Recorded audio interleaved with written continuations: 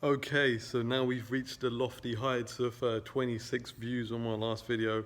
We're back at it again, baby. I just feel like the momentum's just building so much that it'd be wrong not to. So, as always, no notes, no prep, no nothing, straight off the dome. We're going to break down Thurman versus Pacquiao, July 20th at the MGM Grand Arena in Las Vegas. Tempted to go, got my hotel booked, but I just don't know. I just don't know. Not much on the undercard. Caleb Plant fighting against Mike Lee, who seems to be most well known for doing Subway sandwich adverts here in the US. But not much else coming up for middleweight. I think he's got a couple of losses, been knocked out as well. Caleb Plant looking fantastic, taking the title from Bogeyman Uzgatsky. So I don't know, but let's get straight to the main event. So I'll start off talking about Thurman and his comeback and his story, and then Pacquiao's a little bit better known, but we'll move on to that as well, and then we'll talk about the clash of styles, how I see the fight going, and what the relevance is for the broader welterweight division. So Thurman, I was at the Barclays Center when Thurman unified the titles against Danny Garcia, the first meeting of two undefeated welterweights in a unification clash since De La Hoya versus Trinidad in 1999. So it was a pretty big atmosphere at the Barclays Center that night, and expecting a lot of action. Turned out to be more of a tactical affair. Thurman winning by a split decision or majority decision. I can't recall exactly which one. And started off very aggressive, catching Danny Garcia with hard right hands, hard hooks, sticking to his elusive game as well, but counter-punching with intent in those early rounds. What ended up happening in the later rounds was Thurman decided to get on his back foot and see out the fight without taking any risks. Not very entertaining for the live audience, but one could still appreciate the broader strategy behind his game. Taking both of the belts, becoming the unified champion. Unfortunately, after that, issues with his elbow, then there was issues of rumors of issues with his back. Did sound a little bit like Crack Eddie Zell from Friday when he slips in the shop and says, "My neck, my back, my neck and my back. I want 150,000, but we can settle out of court right now for $2." It's hard to know with Thurman, but I'm certain that there was something wrong with his elbow, bone spur supposedly, a number of different operations he went through. But then when the rumors started coming around his back as well, you really weren't sure what was going on with him. Is his heart still in the game? Came back against Josecito Lopez again in New York in January of this year. Personally, I am not as down on him as a lot of people were based on that performance. 2 years out of the ring, almost, and looked pretty sharp up until that seventh round when it all went wrong. I think, honestly, rounds 1 to 6, I think got the knockdown in the second or the third round as well. Looked like the old Thurman, but ultimately, 2 years out of the ring at those lower weights, the sharpness is going to catch up with you. And one thing that I said before the fight, Josecito Lopez is no warm-up fight. There must have been pressure from PBC Fox for Thurman to take on Josecito Lopez. This is a guy who's done damage at 154. This is a guy who's been in there with nobody but the best. So even though he's not been on the greatest run of form, Josecito Lopez, a naturally bigger guy, is not who you want to be going up against in your first fight back after 2 years. So he did get rocked in that seventh round. He was rocking and rolling. He was struggling to survive. But ultimately, you have to give Thurman credit, especially in light of what we've seen in recent times, or recent weeks, should I say, for getting the W and not quitting, not even taking a knee. I personally felt watching the fight, Thurman could have taken a knee.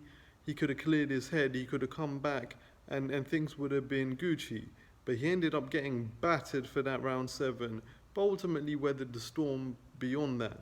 So I can see why people might think he's done, but because he hasn't looked explosive. The other point that has to be made about Thurman, where have the knockouts been? It's been a long time since Thurman's knocked anybody out. Went the distance with Bundu, went the distance with Guerrero, went the distance with Garcia, went the distance with Sean Paul, went the distance against Josecito Lopez. Where are the knockouts? So those are the cons. I think on the pros, you still have to say that Keith Thurman is the natural welterweight. Now, sure, Pacquiao's been up it against bigger guys before, even bigger than Thurman, but that's when he was in his prime. That's when, I personally believe that the adherence to drug testing was not really there, and yeah, that was a different Pacquiao. But I think going up against this Pacquiao, the size, the counter punching style, the ring intelligence, he does like to move. I think all of those are in Thurman's favor. Even though he will sell the fight on the back of being one time, don't be surprised if he ends up on his back foot and turns into run time. A win against Manny Pacquiao for Keith Thurman is massive, even if it's a snore fest, even if it's a points decision. Don't get me wrong, he will try and pot shot, he will try and land that big shot on the outside and counter Manny coming in with that lunging style that he has of his. But if it's a choice between losing or winning, don't be surprised if Pacquiao does what he did against Garcia, gets on the back foot, keeps it long, and tries to go for a points decision. Now, if we break down Manny Pacquiao, I think you can't take a lot from the fight against Lucas Matisse in Malaysia.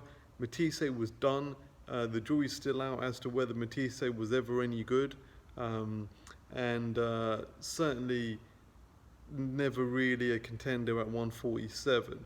Now, against Adrian Broner, I think that was a good performance. I think Pacquiao maybe doesn't get the credit that he deserves for that. Broner was in there. Sure, the work rate wasn't great. Broner was coming back of being a fat man as opposed to being an elite boxer. But the Broner in the ring was a pretty competent opponent, and Pacquiao still got that pop. He still got that speed. You watch him on the pads, he's still got that explosive style. I think the concern for Pacquiao is going to be, is Keith just too smart for him? A lot of Pacquiao's opponents, the ones that he does best against, the ones that he looks the most devastating against, are the ones that are frankly low on intelligence. When you get an intelligent box against Pacquiao, even if they don't win, they're going to make him look bad. And I think that is going to be a concern for Thurman. It's a concern for me whether I want to go to the fight. I think it could be a tactical affair, especially if Thurman decides to keep it long. So, can Pacquiao still use his legs to get in and out of range? Remains to be seen. It could be a classic, it could be a snorefest. It really does depend on the risk appetite of both fighters on the night. Now, me personally, I think the keys to victory for Thurman are going to be his footwork and his counter-punching ability. And I think the keys for Pacquiao are going to be, he needs to maintain confidence. He can't be tentative, he can't be dissuaded from his style. Obviously, Floyd is Floyd, he's the master, but I feel like Manny Pacquiao was in some ways negotiated down to lowering his aggressive style because of the movement, because of the fear of the counterpunch. I think Manny just decided, okay, I'm just going to go to points and see if I get it. It wasn't a case of I'm going to make sure and I'm going to kill this motherfucker to do it.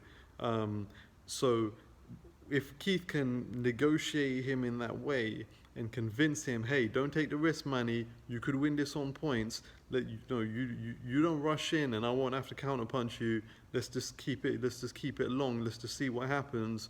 I think Pacquiao could mentally end up deciding to just take defeat. Does he want to walk through hellfire to get to Thurman? All factors in consideration, age, activity, raw talent, it's a very, very difficult fight to call. I think anything could happen apart from Pacquiao knocking him out. I could see either fight winning on points, I could see Thurman catching Pacquiao.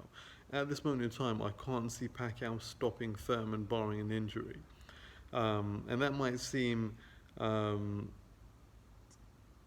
counter or contrarian to the odds that are probably going to be released.